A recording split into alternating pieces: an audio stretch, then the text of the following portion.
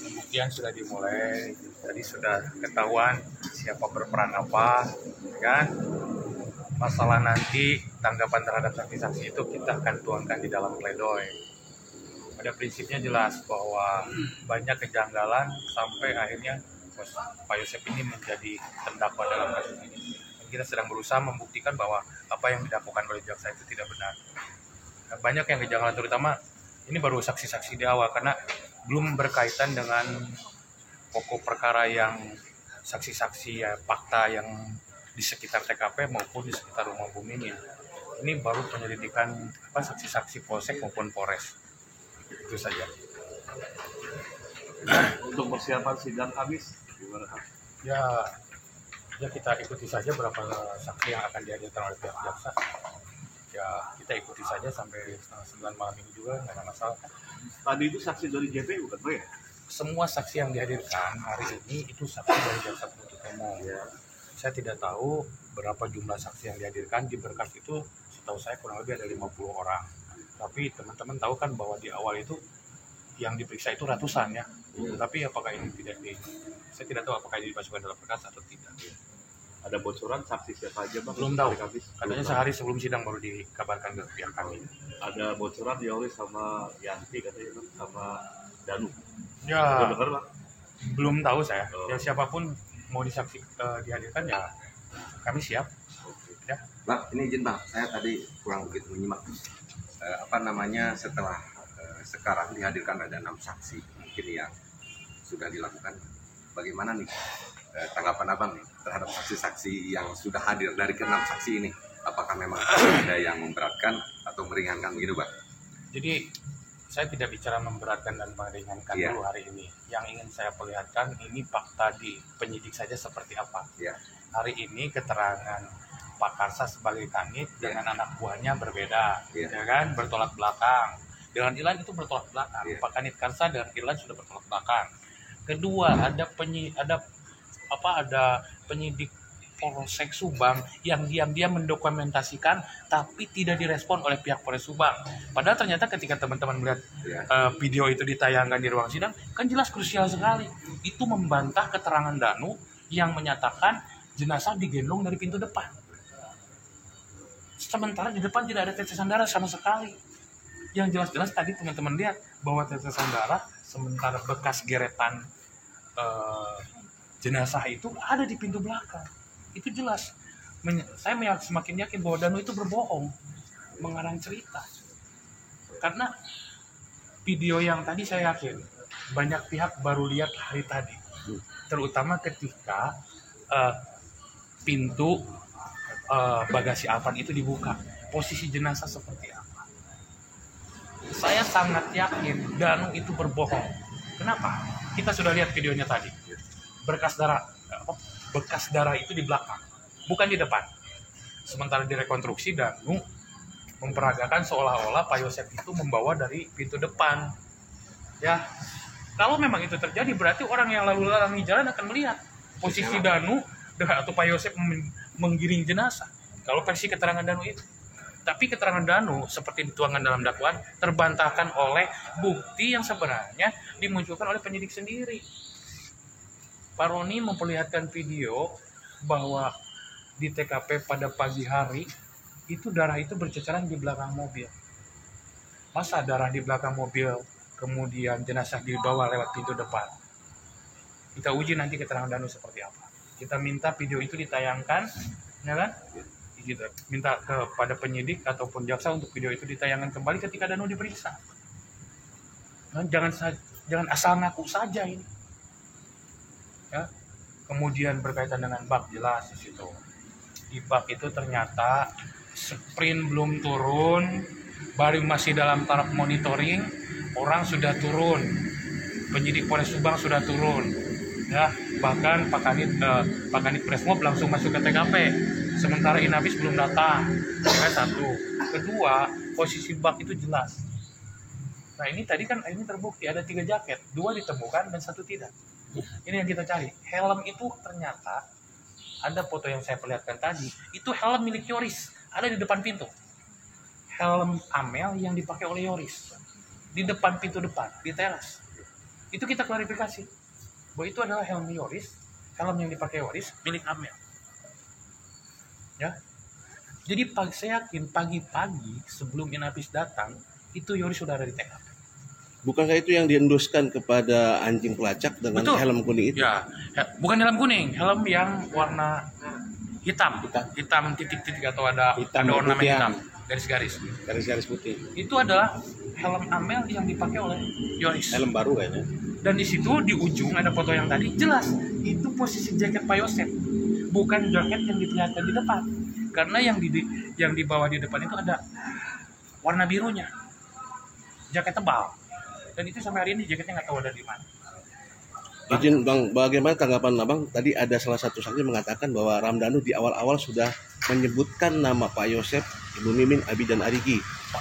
Begini, pasca klarifikasi anjing pelacak, saya sudah dengar juga Ramdhanu melakukan pengakuan seperti itu. Pada saat itu, Ramdhanu belum ada yang mendampingi, belum ada pengacara. Saya bertemu di Polres pada saat kalau tidak salah, pada saat pemeriksaan saya juga ada di Polres. Saya mendampingi Pak Yosep dan Ramdhanu itu ada beserta Yoris dan didampingi Kades Indra. Waktu itu Yoris itu belum didampingi pengacara ATS. Disitulah terjadi pengakuan yang tadi diceritakan oleh saksi bahwa ada berita acara yang tidak mau ditandatangan oleh Danu. Itu pasca dilakukan klarifikasi anjing pelacak. Gitu. Ada banyak hal yang menjadi kecurigaan kami, terutama berkaitan dengan saudara Irlan tadi. Yang jelas-jelas ada polisi-polisi yang hari ini diperiksa obstruction of justice OJ ya.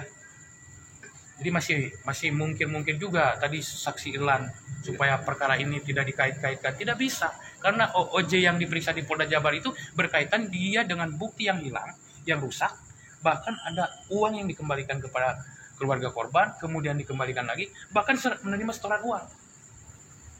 Itu tidak diakui oleh saudara Irlan. Tadi tidak disampaikan ya masalah setoran uang itu? Sudah kami sampaikan, tetapi kan dia mengelak. Tadi di persidangan kami sampaikan.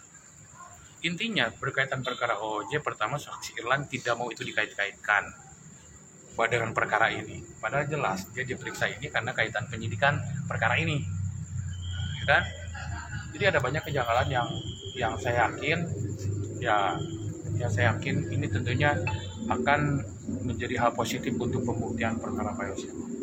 Jadi Bang, tadi mengenai helm, tadi kan Abang katakan bahwa helm itu milik Amel yang dipakai sama Yoris. Ya. Lalu keyakinan dari mana bahwa Abang meyakini bahwa itu memang helm Amel yang betul-betul diperkirakan itu dipakai tadi oleh Yoris? Dengar keterangan saksinya ya. Itu kan ada yang menerangkan, ya kan, bahwa itu kalau tidak salah saksi menerangkan bahwa itu posisinya helmnya ada di depan, ya. Disampaikan juga dan Pak Yosep juga meyakini bahwa itu helmnya Amel bukan helmnya Yoris, dan itu dipinjam oleh Yoris. Pak Yosepnya kan di sebelah saya menerangkan itu helm Amel yang dipinjam oleh Yoris, tergeletak di depan ya. Nanti di persidangan berikutnya saya perlihatkan, nanti saya akan ini kan informasi foto-foto terjadi di TKP, video-video kan berseliweran di mana-mana, kita perlihatkan di persidangan. Kita bantu juga hakim, kemudian jaksa, kan ada banyak hakim baru tahu loh kasih posisi mobil seperti apa itu ketika kami memperlihatkan foto. Terkait masalah mobil Yaris dibawa siapa tadi Pak? Jadi mobil Yaris itu yang ditelepon Yoris. Jadi mobil itu diserahkan ke Yoris. Menurut keterangan Yosep bahwa Yoris itu pernah berbicara bahwa uang 30.400.000 itu Yoris yang bawa. Kemudian Yoris bertanya ke Pak Yosep ini uang. Ya kata Pak Yosep, serahkan saja ke penyidik. Jadi Yoris lah yang menyerahkan kepada saudara itu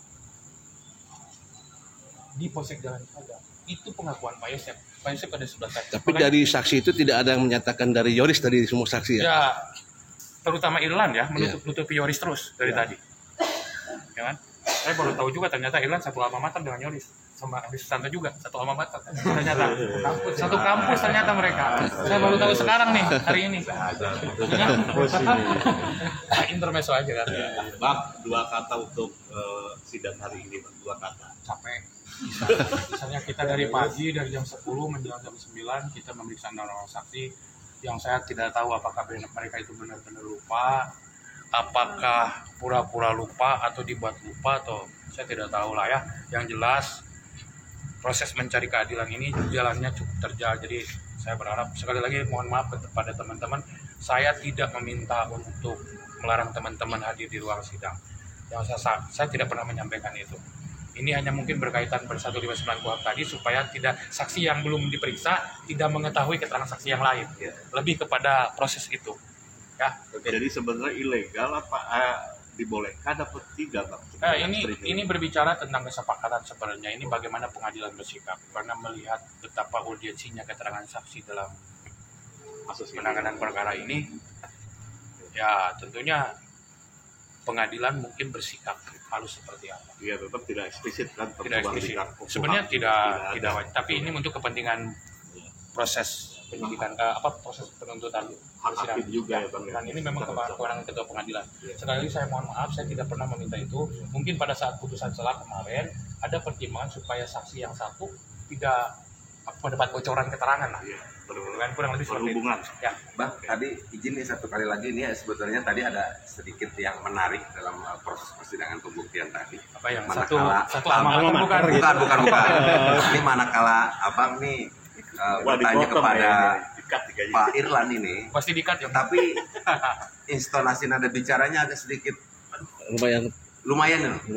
Gimana itu, Bang? Lumayan gimana maksudnya? Lumayan keras. Abang tadi mohon maaf Keras juga lah. katanya, ini saya agak sedikit emosi katanya. Bertekanan gitu. Nah, apa Iya, yang menyebabkan abang Karena sedikit begini, emosi? pertama saya tanggal 25 Agustus ditelepon Pak Yosep dan Pak Mul malam hari ketika ada informasi bahwa pihak Polsek Jalan Cagak akan mengembalikan barang bukti. Iya. Saya sarankan Pak Yosep, jangan Pak, itu saya nanti telepon ke Polres Subang. Saya langsung telepon Pak Kanijul pada saat itu. Pak, itu ngapain? Berkas barang bukti diberikan. Kan itu dibutuhkan untuk penyidikan. Iya. Nah sementara itu saksi Irlan itu mengelak terus dari tadi. Saya nggak tahu apa yang ditutup-tutupi oleh saudara Irlan, ya kan? Yang jelas ketika pertanyaan-pertanyaan merujuk kepada keterlibatan Yoris, kemudian uang yang 30.400.000, itu Irlan seolah-olah tidak tahu terus. Masa tas itu datang seperti ginilah. Kita sekarang coba-coba datang ke Polsek, ya. Kira-kira orang Polsek tahu nggak kalau kita datang? Pasti ditanya, Bapak siapa? Mau kemana? Mau ngapain? Ini tiba-tiba ada orang bawa tas, isinya duit dan barang bukti kejahatan. Masa Irlan tidak tahu? Tanpa serah terima. Bagaimana kalau itu bom ya? Ya kan? Gimana Tanpa kalau serah terima. misalnya itu yang membayar? Bagaimana jika ini Bang, misalkan nanti kan Yoris jadi saksi nih.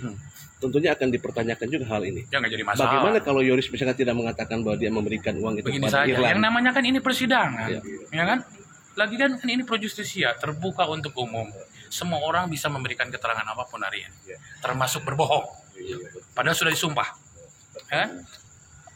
Semua orang dalam hal ini bisa, Siap. ya kan? Cukup ya? Jangan dikat ya tadi satu alma mater itu Iya. dari Nggak Susanto, dikat orang. dari Susanto, Irlan, Yoris itu satu alma mater ternyata. Waduh, iya deh. Di Universitas apa Pak Heri? Universitas Kan apa? udah tahu. Ya udah ya, cukup ya. Ya, terima kasih. Ya, Pak.